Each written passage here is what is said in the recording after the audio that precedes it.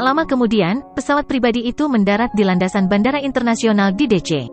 Anehnya, ada ratusan tentara yang memegang senjata dan berdiri di sekitar pesawat untuk melindunginya. Semua keluarga Howard tiba di bandara. Martin secara pribadi datang ke bandara untuk menerima Jordan bersama semua anak dan cucunya, termasuk Brett yang berada di kursi roda. Russell adalah orang pertama yang turun dari pesawat, dan begitu dia turun dari pesawat, dia melihat tentara berseragam yang dipersenjatai dengan senjata. Dia kagum dan takut akan kekuatan Martin. Russell dengan cepat berlari ke Martin dan menjelaskan dengan panik, Howard Sir. Ini semua salahku. Aku gagal melindungi cucu menantumu dengan baik.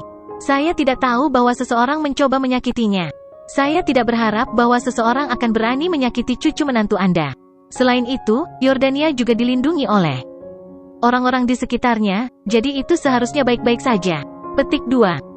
Russell terbang dari Houston untuk menunjukkan kepada Martin bahwa apa yang terjadi pada Jordan tidak ada hubungannya dengan dia.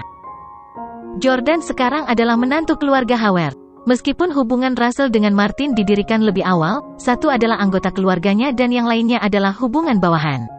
Russell tidak bisa dibandingkan dengan Jordan sama sekali. Martin memandang Russell dengan ekspresi acuh tak acuh. Dia juga sangat marah mengetahui bahwa Jordan menjadi buta. Tadi malam, Lauren baru saja memberitahu Martin bahwa kakek Jordan mengatakan kepadanya bahwa dia telah berhasil menyelesaikan uji coba bisnisnya dan akan membawanya ke Inggris. Setelah menerima berita itu, Martin sangat gelisah sehingga dia tidak tidur sepanjang malam. Akhirnya, dia bisa mempelajari rahasia Stellus, dan karenanya, mendesak Lauren untuk pergi ke Inggris kali ini untuk mengetahui rahasia Stellus. Namun, dia benar-benar mendengar bahwa Jordan menjadi buta. Russell khawatir Martin akan menyalahkannya atas masalah ini, tetapi Martin juga khawatir bahwa keluarga Howard akan terlibat dalam masalah ini. AS adalah wilayah Martin dan sekarang cucu Charleston menjadi buta di sini, bagaimana dia bisa menjelaskannya kepada Charleston? Menatap Russell dengan dingin, Martin bertanya, "Sudahkah Anda memeriksanya? Siapa yang membiusnya?" Russell berkata, "Saya sudah menyelidiki tetapi ada terlalu banyak orang di perayaan kemarin. Ada ratusan bos dan kami akan membutuhkan waktu." Pada saat ini, Salvatore membantu Jordan berjalan di gang. Jordan memakai kacamata hitam. Sepertinya dia tidak ingin orang lain melihat bahwa dia buta. Di sisi lain, Lauren bergegas ke depan untuk memegang tangan Jordan. "Jordan, apa yang terjadi padamu? Apakah kamu sudah buta? Jangan menakutiku." Lauren menangis saat dia berbicara. Martin juga buru-buru pergi dan memegang tangan Jordan yang lain. "Jordan, jangan khawatir, saya telah menemukan dokter mata terbaik di seluruh AS. Aku pasti akan menyembuhkanmu." Jordan mengangguk. Tujuan pertama mereka adalah rumah sakit. Setelah beberapa pemeriksaan teliti terhadap instrumen yang tepat, keluarga Howard tiba di kantor Profesor Willis. "Profesor Willis, bagaimana dengan mata Jordan? Bisakah mereka disembuhkan?" Martin bertanya dengan tidak sabar. Profesor Willis menggelengkan kepalanya dan berkata, "Tidak ada kerusakan pada mata pasien."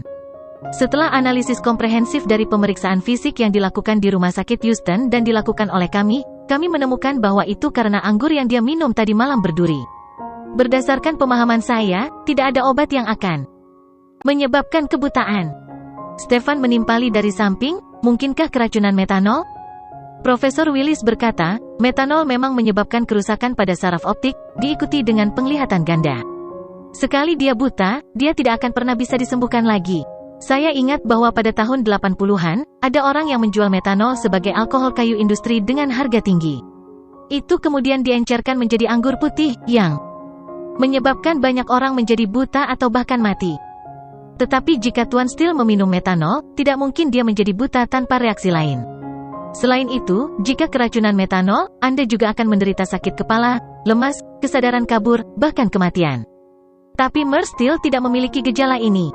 Semua dia yang diderita adalah kerusakan optik. Saya menduga seseorang secara diam-diam telah mengembangkan obat yang dapat digunakan untuk menargetkan saraf seseorang dan mengakibatkan kebutaan." Martin dan yang lainnya mulai cemas. Siapa yang begitu kejam untuk menciptakan obat seperti itu? Apakah tidak ada solusi lain?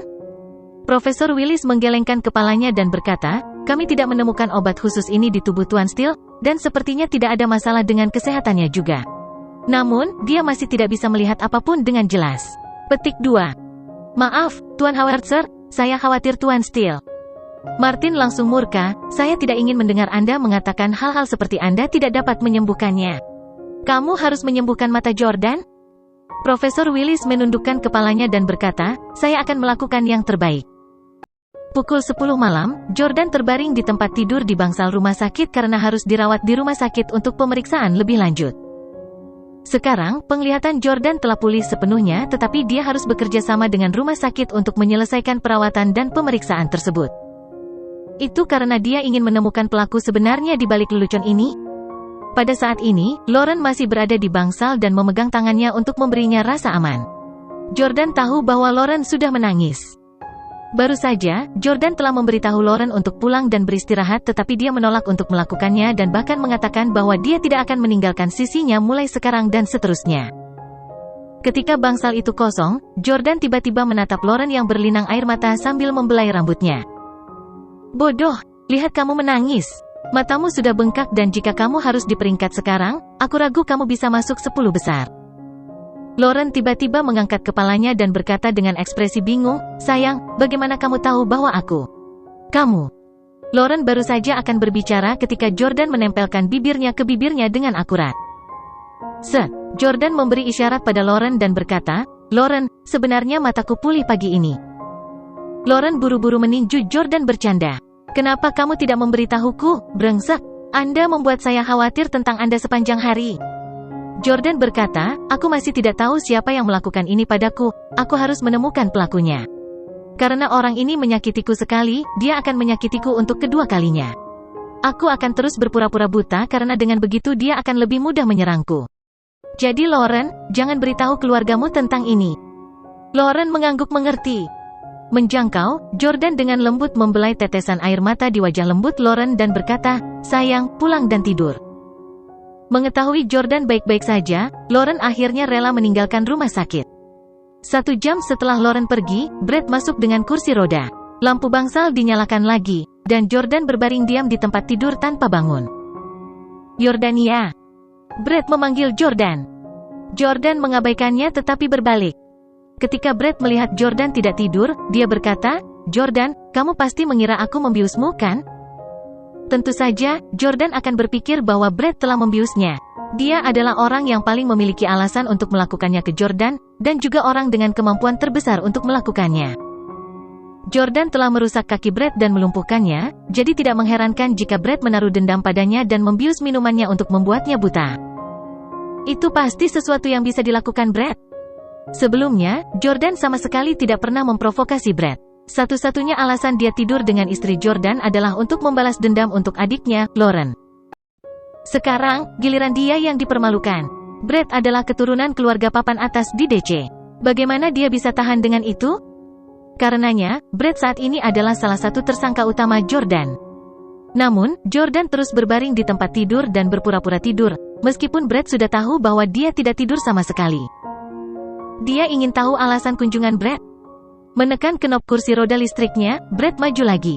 Atas permintaan Brett, kursi roda itu tidak hanya bisa bergerak sendiri, tetapi juga memiliki banyak fungsi. Brett bisa dengan mudah naik turun tangga tanpa masalah. Brett berkata, terus terang, saya sangat senang ketika mengetahui bahwa Anda dibius dan menjadi buta.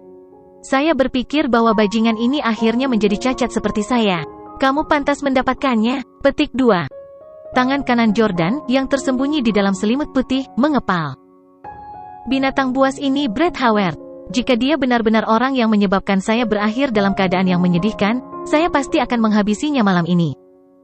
Namun, lanjut Brett. Setelah Anda melukai kaki saya dan membuat saya lumpuh, saya memang berpikir untuk membalas dendam pada Anda, dan saya juga berpikir untuk mematahkan kaki Anda atau membuat Anda menjadi buta, menjadi tuli dan bisu atau semacamnya. Saya memang sudah memikirkan itu. Namun, saya tidak melakukan itu.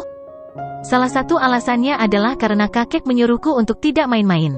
Di sisi lain, karena adikku. Aku tahu adikku sangat mencintaimu dan telah hidup bahagia setelah menikahimu. Aku belum pernah melihatnya begitu bahagia selama ini. Jadi, saya berkata pada diri sendiri bahwa saya akan menerima bahwa saya berhutang kaki saya ini karena saya merayu Hailey Camden. Saya akan mengakuinya. Aku tidak akan pernah membuatmu buta, bukan karena aku tidak berani tapi karena aku tidak ingin membuat adikku sedih. Apakah Anda percaya atau tidak, masalah ini tidak ada hubungannya dengan saya. Ini bukan pekerjaan saya. Jika itu adalah perbuatanku, aku tidak akan takut untuk mengakuinya. Jordan perlahan melepaskan tinjunya. Dia berpikir bahwa Brett datang untuk menunjukkan kepadanya bahwa dia adalah pelakunya dan bahwa dia mencoba untuk membalas dendam terhadapnya karena menembaknya di kaki. Karena ini adalah wilayah keluarga Howard, dan Jordan seharusnya buta. Jordan tidak bisa melakukan apapun pada Brett bahkan jika dia ingin mengungkap apapun. Namun, dia tidak berharap Brett datang dengan sengaja untuk mengklarifikasi bahwa dia tidak bersalah. Mengingat karakter Brett yang menyendiri dan arogan, dia bisa saja menghindarinya jika dia memilih untuk tidak melakukannya. Tidak perlu mengambil inisiatif untuk mengklarifikasi ke Jordania.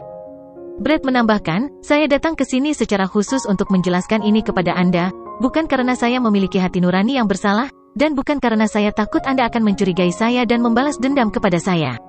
Saya hanya tidak ingin Anda mencurigai saya dan dengan demikian memengaruhi hubungan Anda dengan saudara perempuan saya. Sesederhana itu. Brett dan Lauren adalah saudara dekat. Dia bersedia menyinggung Jordan, dan dia juga bersedia menurunkan harga dirinya untuk menjelaskan dirinya demi Lauren. Melihat Jordan yang masih terdiam, Brett memutar kursi rodanya dan berkata sebelum pergi, aku akan mencari tahu siapa yang membiusmu dan membalas dendam untukmu. Anda sebaiknya segera pulih. Hanya untuk mengingatkan Anda, jika mata Anda tidak dapat disembuhkan, saya pasti tidak akan membiarkan saudara perempuan saya tinggal dengan seorang pria buta selama sisa hidupnya. Setelah mengatakan itu, Brett pergi sendiri. Setelah Brett pergi, Jordan merenungkan kata-kata Brett. Setelah menganalisisnya dengan cermat, Jordan diam-diam berpikir dalam hati. Meskipun Brett memiliki alasan untuk melakukan itu, dia sepertinya bukan tipe orang yang takut mengakui tindakannya. Sepertinya bukan dia yang menyakitiku kali ini. Tetapi itu tidak berarti bahwa masalah ini tidak ada hubungannya dengan dia. Ibunya, Marissa, bisa jadi orangnya? Tentu saja, kandidat yang paling mungkin sekarang adalah Jamie. Seminggu kemudian, Jordan telah menjalani perawatan di rumah sakit selama seminggu tetapi penglihatannya masih belum pulih.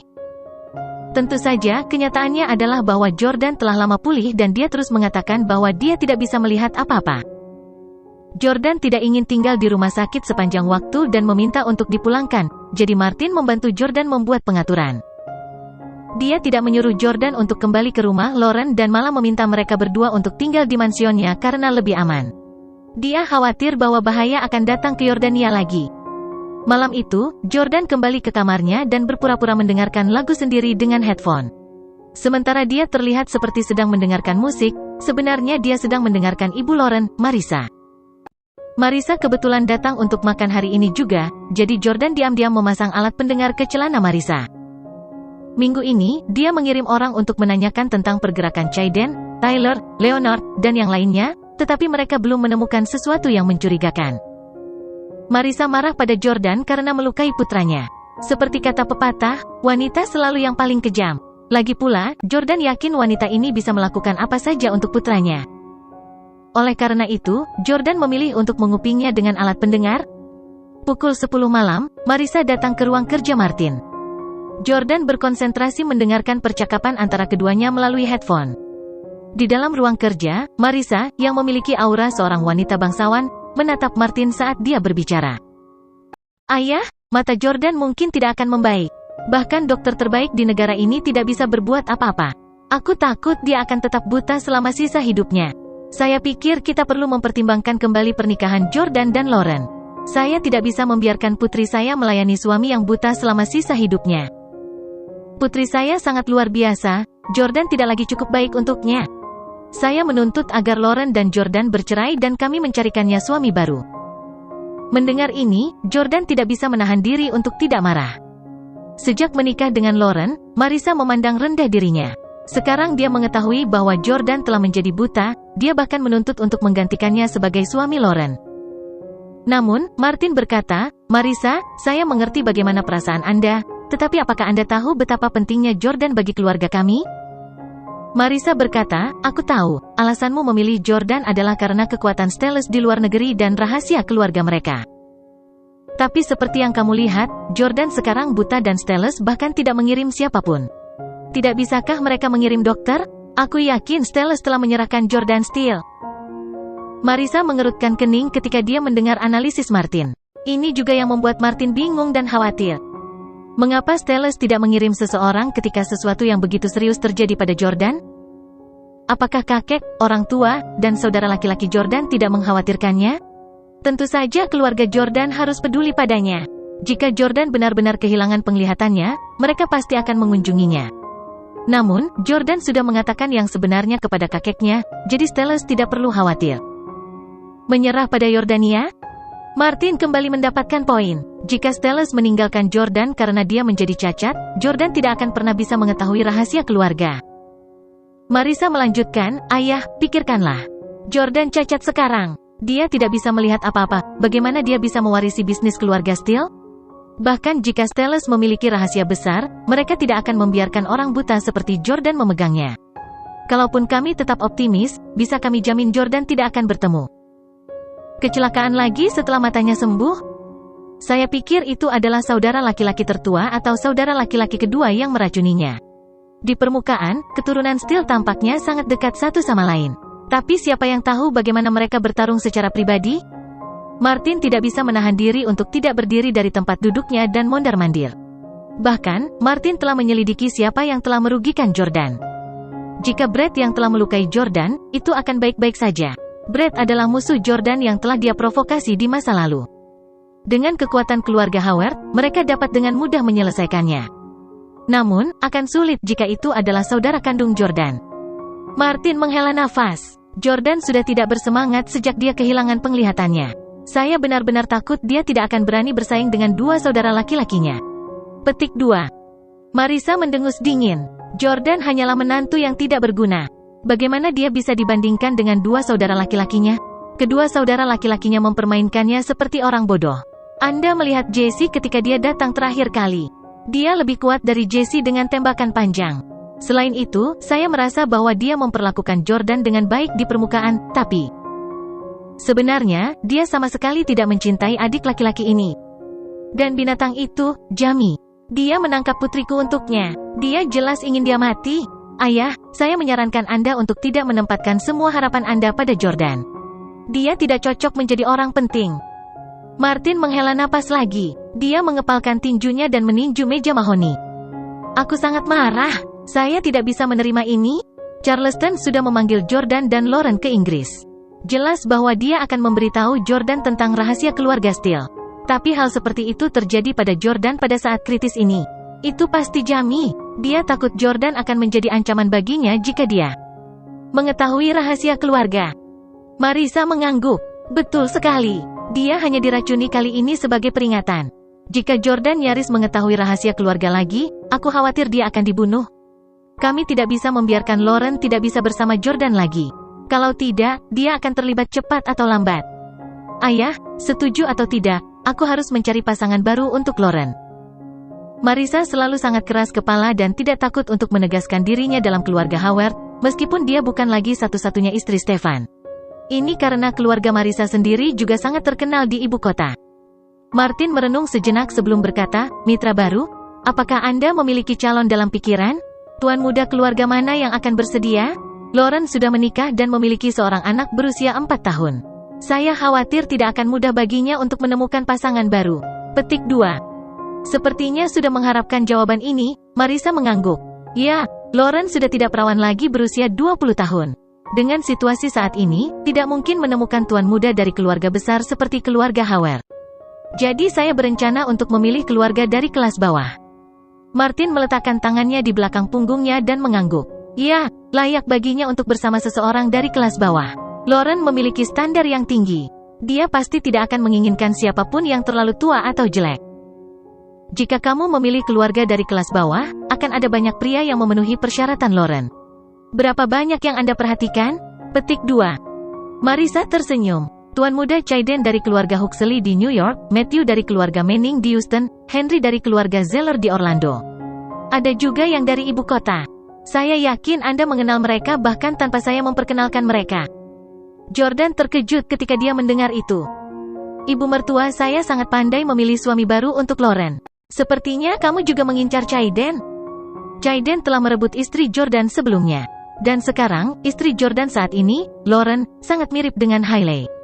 Dia percaya bahwa Chaiden pasti akan sangat menyukai Lauren. Namun, tidak mungkin Jordan akan membiarkan Bestard ini membawanya pergi. Marissa melanjutkan, "Ayah, ini akan menjadi ulang tahunmu yang ke-76 dalam seminggu lagi. Saya ingin mengundang tuan-tuan muda ini untuk menghadiri perjamuan ulang tahun. Kami akan mengadakan kompetisi pada hari pesta ulang tahun bagi mereka untuk memamerkan bakat dan kemampuan mereka.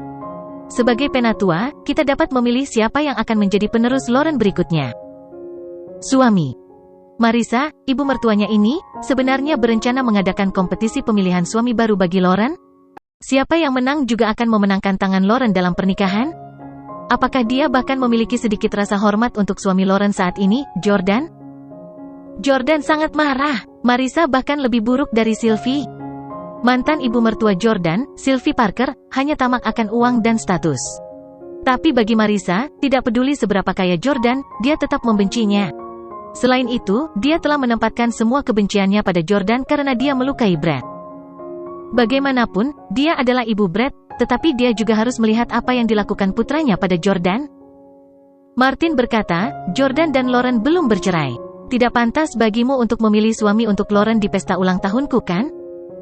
Balas Marissa, "Apa yang Anda takutkan? Mengingat kondisinya saat ini, Jordan pasti tidak akan membuat keributan besar di pesta ulang tahun dan mempermalukan dirinya sendiri. Lagi pula dia tidak akan bisa melihat apa-apa. Ketika saatnya tiba, kami akan mengatakan bahwa Anda ingin melihat kemampuan seperti apa yang dimiliki para remaja putra. 20-an memiliki. Biarkan mereka tampil dan memperlakukannya sebagai cara untuk memeriahkan pesta ulang tahun Anda." Martin berpikir sejenak dan berkata, "Baiklah, tapi jangan terlalu mencolok. Batasi jumlah orang yang mengetahui alasan sebenarnya." "Ya, terima kasih, Ayah. Aku tidak akan pergi malam ini. Aku akan tidur di tempatmu. Saya akan membuat daftar tuan muda yang akan saya undang dan tunjukkan kepada Anda besok pagi," kata Marissa dengan gembira. Baik. Setelah itu, Marissa keluar dari ruang kerja Martin dan kembali ke kamarnya. Tak lama kemudian, Lauren mengetuk pintu dan masuk. "Bu, kamu mencariku?" Lauren berjalan mendekat dan menemukan Marissa mengenakan kacamata berbingkai hitam. Dia menggesekkan iPad-nya, memilah-milah beberapa dokumen dan membuat catatan. Dia terlihat sangat sibuk. Marissa tersenyum saat melihat Lauren. "Putriku sayang, kemarilah. Lihatlah anak-anak ini. Mana yang menurutmu paling tampan?" Marissa menyerahkan iPad itu kepada Lauren. Lauren mengambil iPad dan menyadari ada lusinan foto pria di sana. Salah satu foto menarik perhatian Lauren. "Kaiden,